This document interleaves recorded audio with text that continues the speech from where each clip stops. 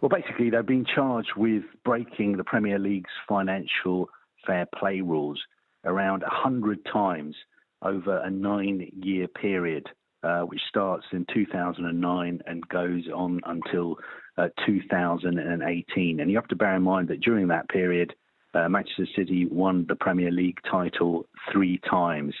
Now, the Premier League's financial fair play rules, basically, they're designed to ensure that clubs pretty much spend what they earn. And you can get around to the rules potentially by inflating how much you're earning or hiding how much you are spending.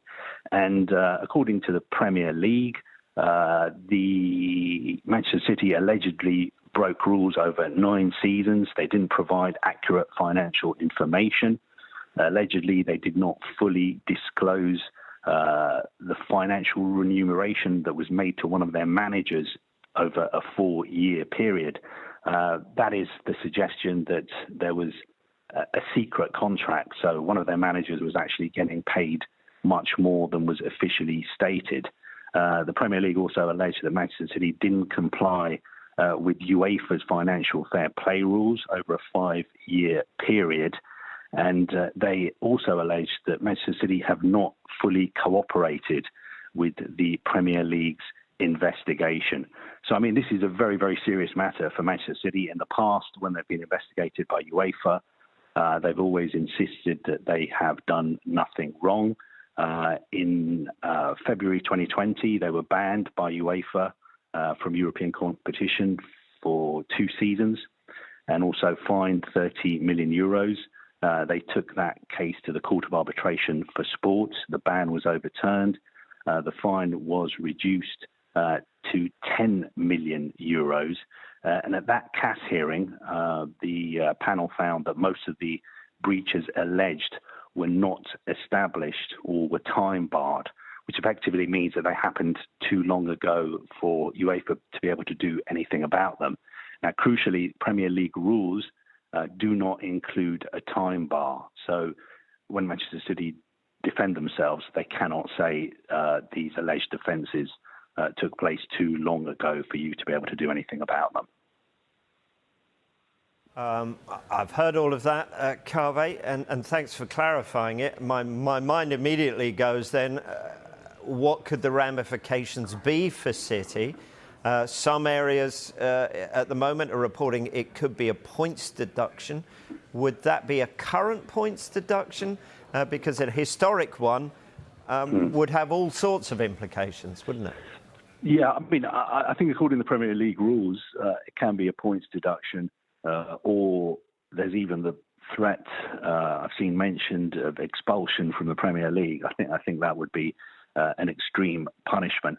But if it was a points deduction, it would be a points deduction that would be in the current season. You know, so if they were found guilty in that season, when they were found guilty, that's when the points deduction would be applied.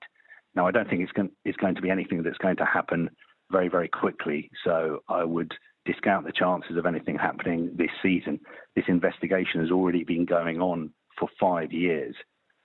So I don't anticipate it now being dealt with quickly. I think this is something that's going to go on for a long time yet. So there is this independent commission that's looking at this. So what sort of timescale can we expect? And then do we expect, if either side aren't happy, that it will go to the Court of Arbitration for Sport and we'll go on and on and on here? Yeah, I mean, certainly this is something that's going to go on and on and on. If you look at the Premier League's rules, it says the proceedings before the Commission will, in accordance to Premier League rules, be confidential and heard in private. So basically, an independent commission is going to be set up and the hearings will be heard in private. So we will not know anything about it. And according to Premier League rules, it says the Commission's final award will be published on the Premier League's website.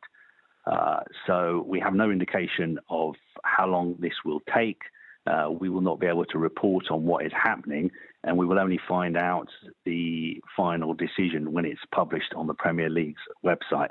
As I said, this is something that is not going to be dealt with quickly.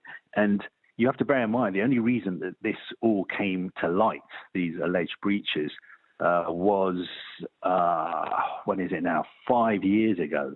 A German newspaper, Der Spiegel, newspaper magazine, published an investigation which was based on the work of a computer hacker, a Portuguese computer hacker called Rui Pinto, who'd hacked into the computer accounts, email accounts of various football clubs and agents.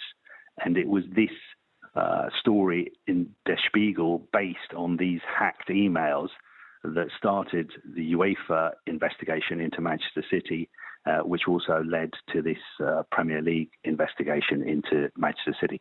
It's important to stress we haven't heard anything from Manchester City today, but in the past, whenever I've spoken to them or whenever anyone's spoken to them about these matters, they've always insisted that they have done absolutely nothing wrong, and they would also point to the fact that their UEFA ban was overturned. Their most recent UEFA ban was overturned by the Court of Arbitration for Sport in February 2020. Although they had been found guilty of breaking financial fair play rules by UEFA previously, I think in 2014, and last time round at CAS, although the ban was overturned, they were still fined €10 million.